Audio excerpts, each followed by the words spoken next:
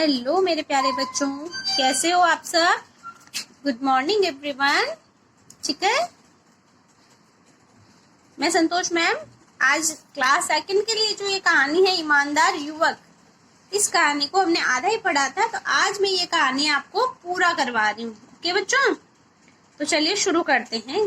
जो पहली कहानी थी उसका थोड़ा सा सार बता देती हूँ आपको कि ये जो है एक सेठ जी थे रामदास नाम के, इनका भेड़ बकरियों का व्यापार था। फिर एक दिन एक युवक इनके पास काम मांगने आया था और उन्होंने क्या किया था, उसे भेड़ बकरी चराने का कार्य दे दिया था। और फिर एक दिन उन्होंने ये देखा कि युवक ईमानदार है या नहीं, इसके लिए उन्होंने क्या किया, उसकी परीक्षा लेने की सोची। अब वो कैसे परीक्षा लेते हैं, परीक्षा में वो युवक असफल होता है सफल होता है, ये चीज हम देखेंगे अगले अपना जो टॉपिक अब स्टार्ट करने जा रहे हैं उसमें। ठीक है बच्चों, तो देखो शुरू करें। उसने देखो जैसे ये रामदास है, भेष बदल के आ गया ना, ये रामदास भेष बदल के आ गया। ये वो युवक है जो भेड़ बकरी चराता है।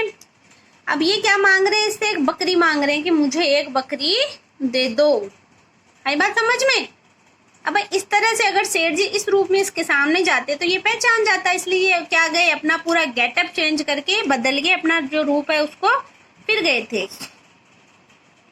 भेड़ बकरियों, उस युवक ने भेड़ बकरियों को अपना न बताते हुए बकरी देने से साफ इनकार कर दिया। वो जो युवक था उसने उन भेड़ बकरियों को कहा कि भाई ये तो मेरी नहीं है, मैं नहीं दे सकता। रामदास ने उसे बकरी की कीमत से अधिक मूल्य देने को भी कहा, परंतु युवक अपनी बात से टस से मस न हुआ। तब रामदास ने कहा, यदि इतनी बकरियों में से एक कम भी हो जाएगी तो तुम्हारे मालिक को कुछ पता नहीं चलेगा। ये रामदास जिसकी परीक्षा ले रहे थे तो उन्होंने कहा था कि मैं तुझे ज्यादा दाम दूंगा, एक बकरी है उसकी कीमत से भी अधिक कीमत दूंगा, इतने पैसे दूंगा तो तुम मुझे दे दो। और अगर इतनी बकरियों में से एक बकरी कम भी हो गई तो तुम्हारे मालिक को कैसे पता चलेगा। लेकिन युवक अपनी बात पर अडिग रहते हो, अडिग का मतलब जिद, अपनी बात पे कायम रहना। बोला, श्रीमान मेरा मालिक तो यहाँ नहीं है, लेकिन भगवान जो सारी दुनिया का मालिक है वह मुझे देख रहा है।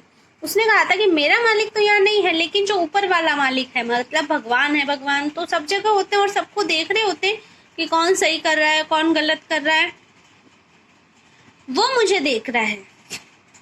यदि मैं एक भी बकरी आपको दे दूंगा तो चाहे मेरे मालिक को कुछ पता न चले, लेकिन सबके मालिक को अवश्य पता चल जाएगा। उसने कहा कि जो भगवान मुझे देख रहे हैं उनसे तो कुछ छिपा नहीं है, उनको तो पता चल ही जाएगा कि मैंने आपको बकरी दी है, चाहे मेरे मालिक को पता ना चले।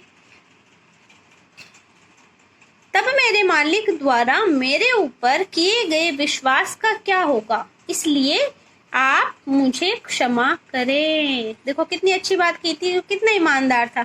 वो चाहता था एक बकरी देके पैसा कमा सकता था, लेकिन उसने ऐसा नहीं किया। उसने कहा कि मेरे मालिक को मुझ पे बहुत विश्वास है, अगर मैं ऐसे बेईमानी करूंगा तो उनका विश्वास मुझ पे से टूट जाएगा, इसलिए आप मुझे क्षमा करें, माफ करें। रामदास युवक की ईमानदारी से प्रसन्न हो गया। युवक उसकी परीक्षा में खरा उतरा। रामदास ने अपने वास्तविक रूप में आते हुए युवक को सारी बात बता दी। अब रामदास उस युवक की ईमानदारी से बहुत प्रसन्न हुआ। उसने कहा कि तुम मेरी परीक्षा में खरे उतरे हो, और उस अपने वास्तविक रूप में आ गया, यानी जो गेटअप कपड़े जो अलग तरह के कपड़े जो पहन के आया था वो उसने चेंज कर दिया और अपने रूप में आ गया। और उसने युवक को सारी बात बता दी। और उसकी कोई संतान तो थी नहीं, उसकी धन दौलत का कोई वारिस नहीं था, और इसलिए उसने क्या कहा, उस ईमानदार युवक को अपनी सारी धन संपत्ति की जिम्मेदारी सौंप दी। समझ गए बच्चों। तो देखो कि बेईमानी में कुछ नहीं रखा है, चोरी है, बेईमानी है, छोटी चीज की भी उनकी चॉकलेट की मन में आ गई तो हमने ले ली। तो बेटा ये जो आदत है, छोटी आदत ही बड़ी आदत बन जाती है, इसलिए हमें कैसा होना चाहिए, ईमानदार होना चाहिए, सच बोलना चाहिए, है ना। ऐसा नहीं, चाहे कुछ भी हो, अगर हमसे गलती भी हो जाए तो हमें बता देना चाहिए। अगर हम अपनी गलती एक्सेप्ट कर लेते हैं तो हमें डांट भी नहीं पड़ती उस चीज़ के लिए। ठीक है, तो ये आपको इस पार्ट से क्या सीख मिलती है कि हमें ईमानदार रहना चाहिए। ठीक है, सच बोलना चाहिए चाहे कुछ भी हो जाए। ठीक है बच्चों, अब ये 2 प्रश्न हैं, सोच कर बताओ। तो देखो, कौन अपनी बात से टस से मस ना हो, युवक या रामदास? तो युवक ही आएगा। जब उसे बकरी मांगी तो उसने देने से इनकार कर दिया और टस से मस ना हुआ। सारे दुनिया का मालिक कौन है? तो सारी दुनिया का मालिक है भगवान। अब ये है शब्दार्थ। तो लेख तो मैंने आपको दे दिया था, आज जो आपका होमवर्क है वो शब्दार्थ है, आपको लिखने हैं अपनी नोटबुक में और 1 बाय 1 लिखने हैं।